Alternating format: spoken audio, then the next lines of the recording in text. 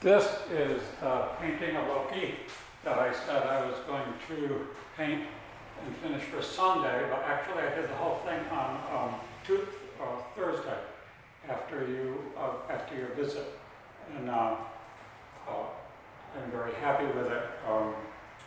As a matter of fact, I don't think you could have a better painting of a dog portrait possible, but that's just me. But I'll give you a closer look at it. I'll bring it up to the camera. And I hope it stays in focus.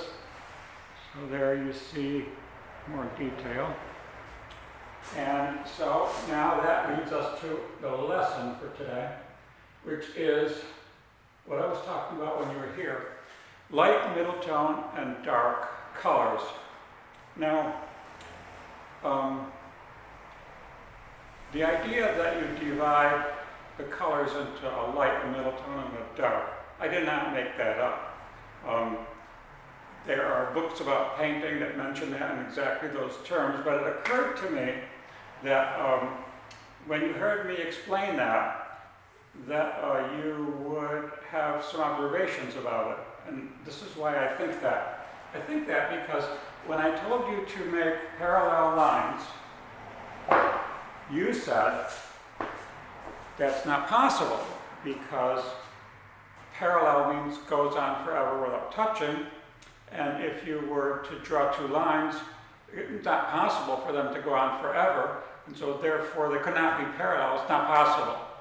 So I thought, if I suggest that when you paint like a red drapery, that you can divide it into three tones, what you might say is, well, that doesn't make any sense, because if you had a drapery and it was in the light and you photographed it, then the lightest parts might be white and the darkest parts might be black, but there'd be every shade in between.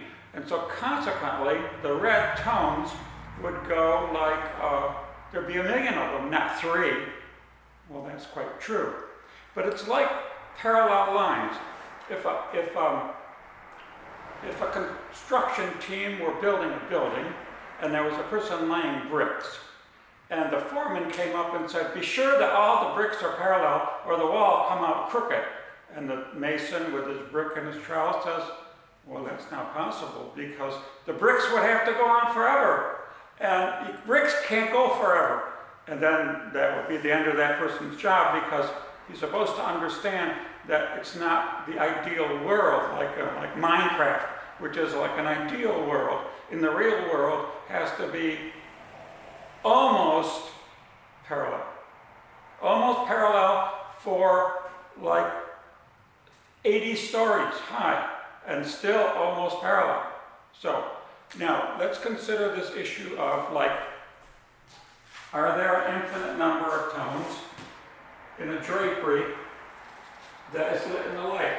This is almost white, this is middle tone, and this is black, and it's all red. Every one of those tones is of a red thing.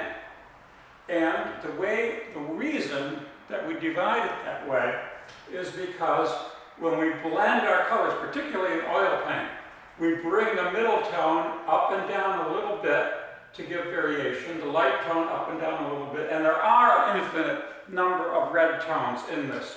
But the guide is the mixture, which is on the palette, which is light, middle tone, and dark. Now, it just so happens I'm working on an architecture painting. This is the painting I'm working on.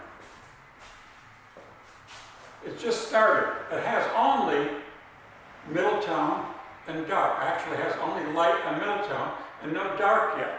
But as I was working on this, I'm thinking to myself, this is just overlaps and is practically the same as Minecraft. Because here's a detail of that painting blown up. And I have mixed up this, which is the middle tone. I have mixed up this, which is, this which is the light, this which is the middle tone, and this which is the shadow or dark tone, in order to paint this. And isn't it remarkable how similar this is to this, where you have light, middle tone, dark to make a three-dimensional object. But if you observe it carefully, you'll notice that in the light are slightly darker and slightly lighter tones. And in the middle tone are slightly lighter and slightly darker tones to give variation. And in the shadow also. And every block, which is a section of the form, there's variation of tone within a set scale. Now, sometimes when they want to show certain ideas, they broaden it even further, like this.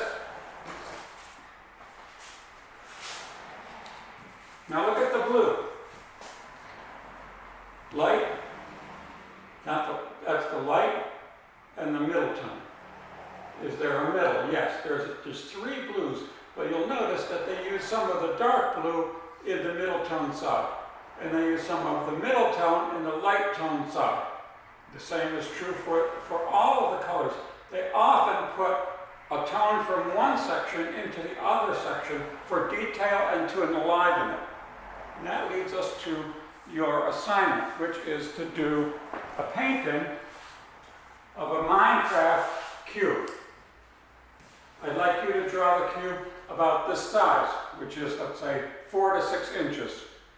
I want you to give it 3 faces, and I've seen you draw this very quickly, so this is no problem for you. I want it to have light, middle tone, and dark with variations. You see the variations in there. And lastly, I don't want your painting to have a beige background. I want your background of your painting to be sky blue. And therefore the cube will be floating in the sky because there's no gravity. And that completely makes sense, for this will be a Minecraft painting in acrylic. And I want to just say a few more things about using acrylic. When you use acrylic, the amount of water that is added to the paint is critically important. If the paint is too thick, you won't get lines. If it's too thin, it'll run and be sloppy. You have to get just the right texture, or not like heavy cream, like half and half, like I don't know if you know what half and half is,